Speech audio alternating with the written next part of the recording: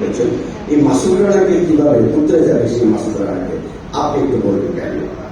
আমি 90% কিডস, তো আমার স্টাডিটা শুরু হয়েছে আমার একমাত্র এন্টারটেনমেন্ট ছিল তখন বই, সেটা হচ্ছে মাসুদ রানা, কাজী আমিনুল হাসানের, রাকিব হোসেন। তো এইগুলো পড়ে আসলে আমার বড় হয়েছি। তো আমার ভিতরে একটা ইনভেস্ট তৈরি হয়েছিল যে মাসুদ রানা কেমন হতে পারে। আর আমি যখন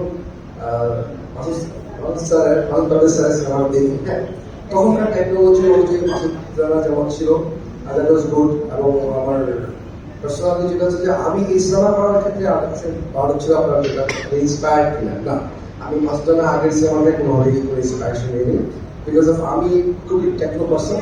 আমি বিলিভ করি যে মাসুদ রানা হচ্ছে আমাদের বাংলাদেশের একটা জেমস বন্ড। সো জেমস বন্ডকে স্ক্রিনে আনার জন্য যা করতে হবে টেকনোলজিক্যালি এবং যা যেভাবে করা যায় সেই চেষ্টা আমি বসে এখানে।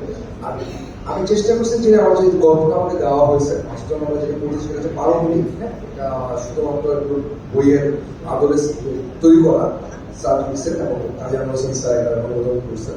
তো সেক্ষেত্রে ওনারা যেভাবে চাইছেন মাসুদ রানা কিভাবে MR9 জয়েন করলো, BCI জয়েন করলো, ওই আগে যে পারমাণবিক পার্টটা সেই পার্টটা নিয়ে আমরা কাজ করছি সিনেমাতে।